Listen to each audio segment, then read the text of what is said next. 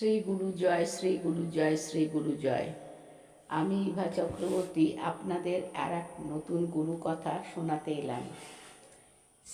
শ্রী গুরুর সঙ্গে সকল শিষ্য ভক্তদের জানাই শ্রী গুরু জয় সম্ভাষণ এবং তাদের মঙ্গলার্থে আমার কুলদেবতা গিরিধারীলাল জিউর চরণে এবং ভগবান দাদুর রাতুল চরণে প্রার্থনা জানাচ্ছি।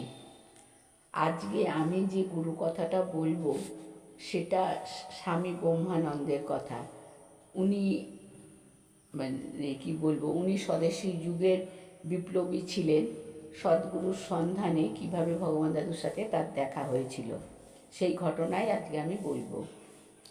স্বদেশী যুগের প্রখ্যাত বিপ্লবী প্রাতঃস্মরণীয় জিতেন্দ্রনাথ মুখোপাধ্যায় যেভাবে শ্রী শ্রী পরমহংসদেবের করুণা ধারায় অভিষিক্ত হয়েছিলেন সেও এক অমৃত মধুর কাহিনী। জিতেন্দ্রনাথ সদ্গুরুর অন্বেষণে চতুর্দিকে ঘুরতে লাগলেন। পূর্বে তিনি কুলগুরুর নিকট শক্তি মন্ত্রে দীক্ষিত হইয়াছিলেন। সিদ্ধ মহাপুরুষের নিকট দীক্ষা গ্রহণ করিবার সংকল্প লইয়া তিনি পর্যটন করিতে লাগিলেন, কিন্তু কোথাও তাহার মনোমতো মহাপুরুষদের সন্ধান পাইলেন না। ক্রমে তিনি সদ্গুরু লাভের জন্য অত্যন্ত ব্যাকুল হইয়া উঠিলেন। হঠাৎ দৈবানুক্রমে ঘরের কাছেই সেই রত্ন মিলিল। একদিন সন্ধ্যাবেলা টালিগঞ্জে অতুলচন্দ্র গুহ ঠাকুরদার বাসায় জিতেন্দ্রনাথ উপস্থিত হয়েছিলেন। ক্ষুদ্র একখানি কুঠির, পূত সলিলা গঙ্গার সন্নিকটে। গৌরকান্তি করুণা ঘন প্রেম বিহ্বল এক মহাপুরুষ সেই কুঠিরে বসিয়া কয়েকজন ভক্তের সঙ্গে কথা বলিতেছিলেন। ধীর শান্ত পদক্ষেপে জিতেন্দ্রনাথ সেই কুঠিরের এক প্রান্তে যাইয়া বসিলেন। গৃহে সন্ধ্যা প্রদীপ দেয়া হইল। জিতেন্দ্রনাথের অন্তর্জগতের প্রদীপ জ্বলিল।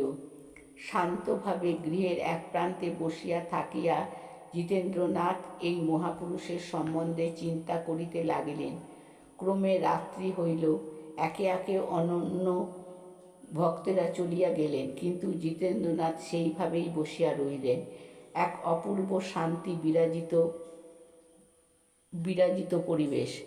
জিতেন্দ্রনাথ আকুল আগ্রহে সেই মুহূর্তের জন্যই যেন অপেক্ষা করেছিলেন। আনন্দ জড়িত কণ্ঠে সেই মহাপুরুষ তাকে বললেন, বাবা, আপনার কি নতুন কিছু জিজ্ঞাসা আছে? তদুত্তরে আবেগ আবলিত কণ্ঠে জিতেন্দ্রনাথ জিজ্ঞাসা করিলেন, আচ্ছা বাবা, কি উপায়ে জীবের দুঃখ দূর করা যায়? স্নিগ্ধ শান্তভাবে সেই মহাপুরুষ উত্তর করিলেন, সেবা দ্বারাই জীবের দুঃখ দূর করা যায়, সেবাই ধর্ম। জিতেন্দ্রনাথ বলিলেন যে তাহার সমগ্র জীবনব্যাপী জীবের দুঃখ দূর করিবার জন্য তিনি কিঞ্চিৎ চেষ্টা করিয়াছেন এবং দীন দুঃখী মানুষের সেবা করিবার কিঞ্চিৎ সুযোগও তিনি জীবনে পাইয়াছেন, কিন্তু মানুষের দুঃখ দূর করিতে তিনি পারেন নাই। করুণার্থ কণ্ঠে মহাপুরুষ বলিলেন, সেবা দুই প্রকার, এক বাহ্যিক সেবা আর এক অন্তর সেবা, এক ঐহিক সেবা আর এক পারমার্থিক সেবা। বাহ্য সেবা বা ঐহিক সেবা দ্বারা জীবের দুঃখ সাময়িকভাবে দূর করা যায় বটে, কিন্তু স্থায়ীভাবে দূর করা যায় না। আর অন্তর সেবা বা পারমার্থিক সেবা দ্বারা জীবের সর্ব দুঃখই চিরস্থায়ীভাবে দূর করা সম্ভব। পারমার্থিক সেবা দ্বারা দুঃখের মূল উৎপাদন করা যায়। পারমার্থিক সেবাই যথার্থ সেবা। স্বর্গীয় হাসিতে গৃহের বায়ুমণ্ডলকে পুলকিত করিয়া সেই মহাপুরুষ বলিলেন, হইল কি বাবা আপনার জিজ্ঞাসার যথার্থ উত্তর? মুগ্ধভাবে জিতেন্দ্রনাথ বলিলেন, হ্যাঁ বাবা। শ্রদ্ধায় মাথা নত করিলেন মহাপুরুষের পায়ে। হঠাৎ তাহার সর্বশরীরে এক শিহরণ। মহাপুরুষের পদাঙ্গুলি হইতে এক বিদ্যুৎ বিস্ফোরণ তরঙ্গায়িত করিয়া তুলিল তাহার সমগ্র সত্তাকে। বিস্ময়ে অভিভূত হইয়া জিতেন্দ্রনাথ তাহার মুখের দিকে তাকাইলেন। সে কি জ্যোতির্ময় রূপ, ঘনীভূত তেজ! মানবীয় রূপের ভিতর দিয়া ফুটিয়া উঠিয়াছে দিব্য সত্তার অমোঘ প্রকাশ। দেহ সৌরভে সমস্ত ঘরবাড়ি ভরপুর। আবিষ্টভাবে জিতেন্দ্রনাথ নির্বিশেষে নয়নে চাহিয়া রইলেন ওই রূপসাগরের প্রশান্ত মূর্তিটির দিকে। বিপ্লবী জিতেন্দ্রনাথ মহাপুরুষের পদতলে পতিত হইয়া শিশুর ন্যায় আকুলভাবে ক্রন্দন করিতে লাগিলেন। করুণা অবতার শ্রীমৎ দুর্গাপ্রসন্ন পরমহংসদেব করুণায় বিগলিত হইয়া অশ্রুপূর্ণ লোচনে তাহাকে তুলিয়া বুকে জড়াইয়া ধরিলেন।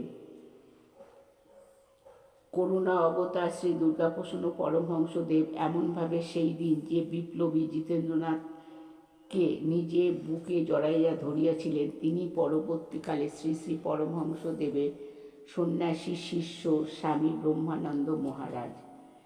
তাহলে এই লীলা কথা থেকে আমরা আমাদের দাদু কিভাবে ব্রহ্মানন্দ মহারাজ হয়েছিলেন সেটা জানতে পারি। তা আমার গুরু কথা থেকে বিশ্রাম নেওয়ার আগে আমি শ্রীগুরুর সঙ্গে সকল শিষ্য ভক্তদের শান্তি এবং সুস্থতা কামনা করে আমি গুরু কথা শেষ করলাম। শ্রী গুরু জয়, শ্রী গুরু জয়, শ্রী গুরু জয়।